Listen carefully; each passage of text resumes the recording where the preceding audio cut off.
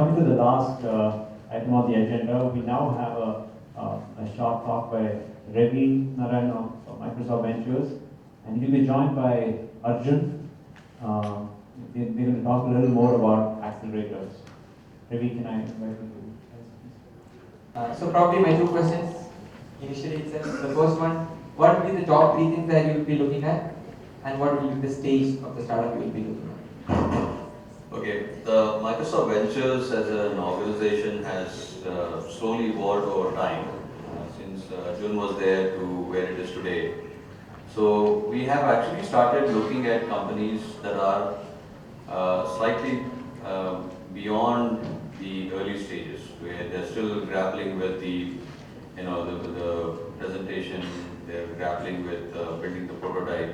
We come at a point where there are probably already 2 or 3 customers, and the founding team is fantastic. And there's a huge market opportunity that they can talk about. Okay, sometimes people just don't know how they can articulate a big opportunity, even if there is one. So it's an important thing for us to see companies that have some traction. So as the name suggests, what we're trying to do is become truly an accelerator, as in you already have some velocity, right? We have this formula in physics, I don't know if you remember. V is equal to u plus at, right? U is your initial acceleration. Something is happening.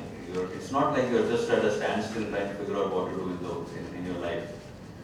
There's something happening. You're going at 10 kilometers an hour. Now we bring in the acceleration in a matter of 4 months, and the promise there is in 4 months you'll achieve what you would have accomplished in 2 years if you were just sitting in Trivandrum by yourself.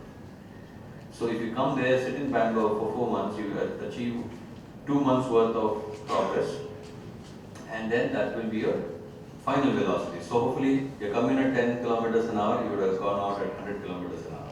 That is acceleration for us. From the Microsoft Accelerator perspective, what are the 3 major values that you will bring to the table for a start? Yeah, so good question. So, everybody says that they do this as well. What I have found is, first of all, we put together one of the best peer groups that you can find. There are other companies that are as driven, as successful as you would be, and maybe as hungry as you are to be successful. So once you bring all these people together, suddenly lots of things open up for you. And the kind of perspective that you have on the world may be rather narrow at that point, suddenly becomes extremely large. And you also see that the same guy who was sitting there, having breakfast at the same time as you and then having dinner as late as you, is actually making, twice the amount of progress in those 1 month, the months that they are there. You begin to say, why is it that I am not able to do the same thing? So it is the peer group which I think is the number one kind of value that we bring to the table. The second thing that we do is we have a very nice mentor network. We have been blessed by having certain people who say, you know what, if it's Microsoft, I'm willing to come in and help you with this kind of mentoring and so on and so forth. So a lot of people are there. Of course, we really try and make it possible for them to come and spend time and so on and so forth. We try to make their lives as easy as possible, so they don't have to come and meet you every time. They can do it on Skype, they can do it on phone. So in a way, the mentor interactions are increased because of the fact that we make the logistics less cumbersome for them. So first thing is peer group, second thing is mentoring, and the third one is all about deep management of the progress. So for the 18 weeks that you are there, we are really looking at you week by week, because this is a very limited amount of time. We are looking to accomplish quite a bit in this 18 weeks. So it is important for us to measure how we are doing it. So in fact, one of the structures that we have put together is you come in with an operating plan to us. In 18 weeks, what would you want to do? We will look at it and we may even say this is not as ambitious as we would like it to be. We want you to make it more ambitious. and then we hold you to that.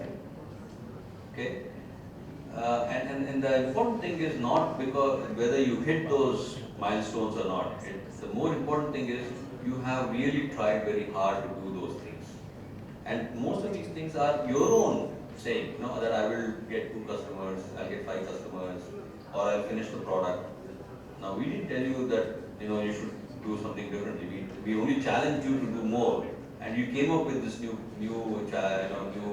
thing. A lot of times what people do is after they have faltered the first 2-3 weeks, they suddenly start hitting their stride, and they start operating and executing at a very different level, which for us is a big thing. So first thing is the peer group, second is mentoring, and third one is about very close management so that you are able to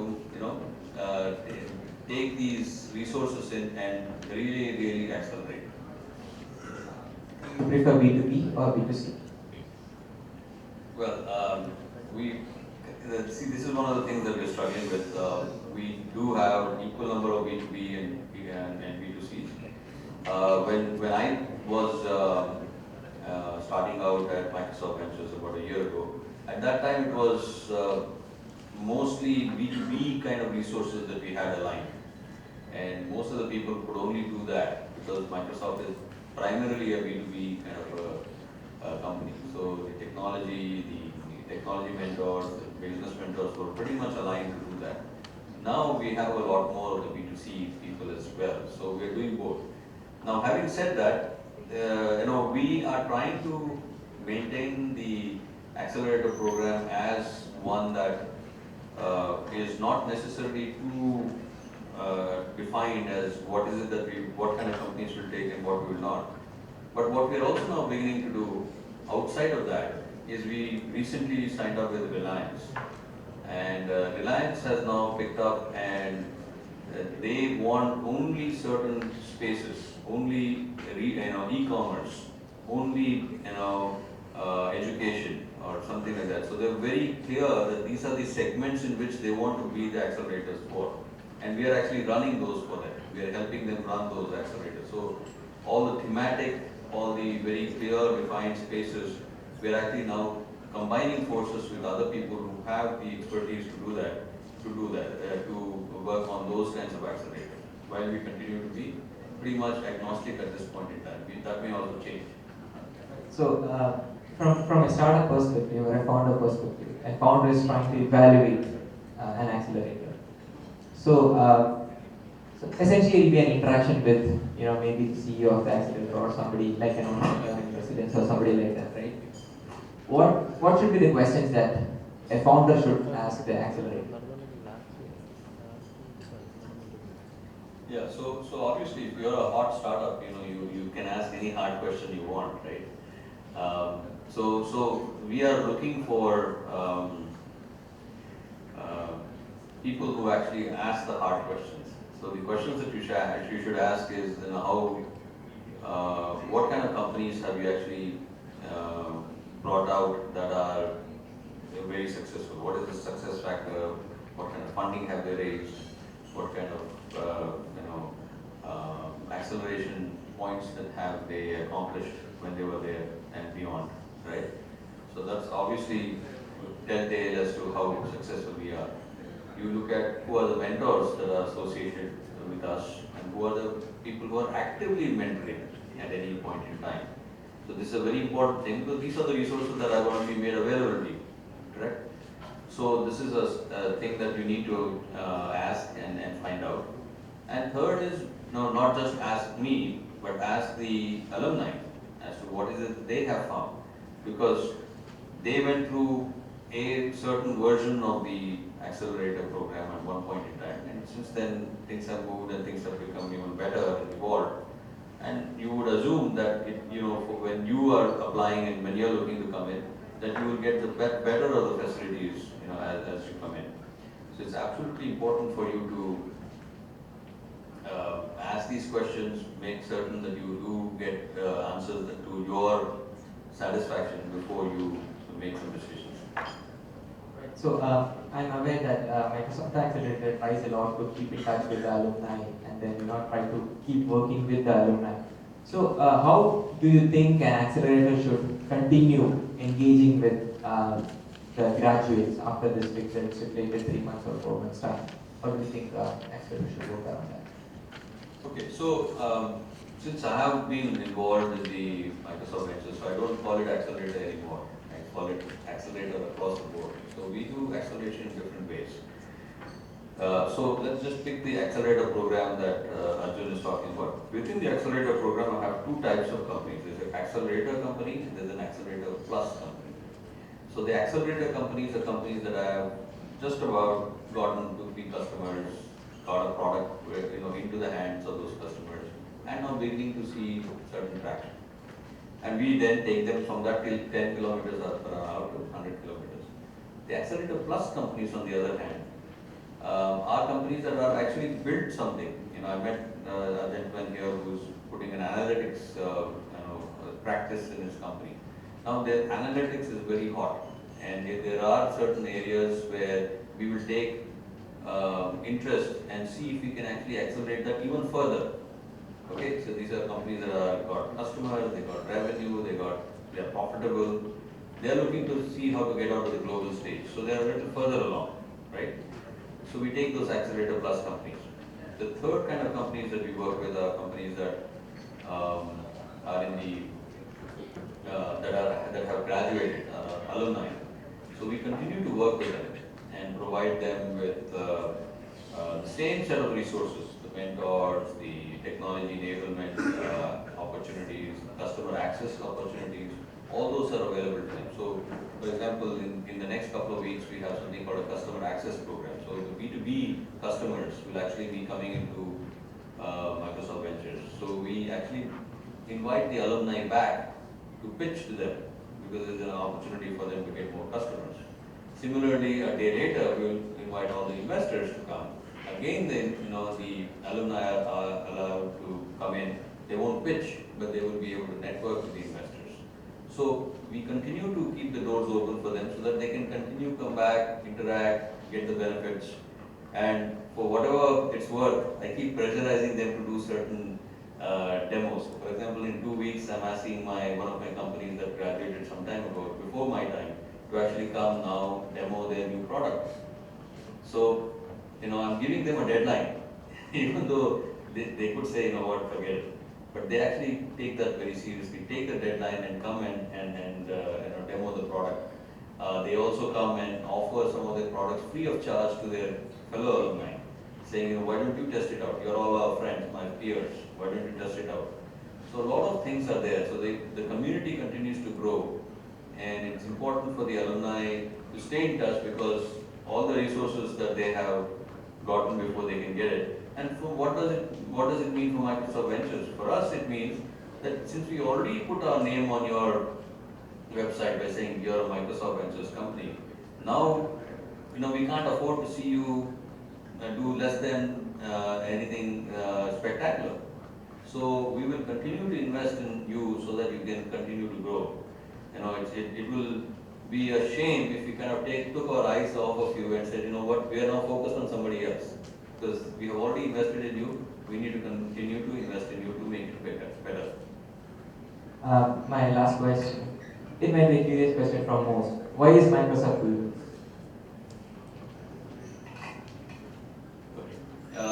So most of the corporates are beginning to get into this. So Target is doing this, Google is doing this, Amazon will be doing this soon.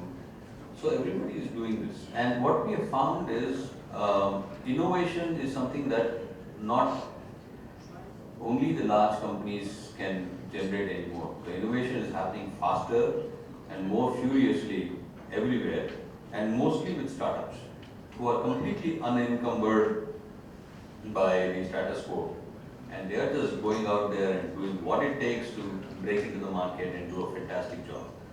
So for us to know who these people are and what they're doing and what is the opportunity they're going after is absolutely essential, because that enables us to be also nimble in some ways. We may not do the same products and same technology ourselves, but at least to know that these are the opportunities that are emerging is an important thing for us. We can do a lot of market research. we can tell Forrester, please give us some data on what's happening. But that is, very, I think, very unusable data for us. It's okay. But when we see startups actually taking for IoT, like Shanti was saying, this is an interesting thing for us. So we actually have opened an accelerator in Seattle, only doing IoT, just because we want to learn that for ourselves. So in a way, it's a statement from most of the corporates saying, we can't keep up with the innovation. We want to learn from the startups as to how to be innovative, and that's why we do this. And obviously, this helps us invest in startups, invest in you, so that when you become successful, you will think about Microsoft and say, this is when they came and they helped us, and you may build with Microsoft technology, you may have got an investment from Microsoft. You are able to now be part of the Microsoft ecosystem a lot better than you would have been otherwise.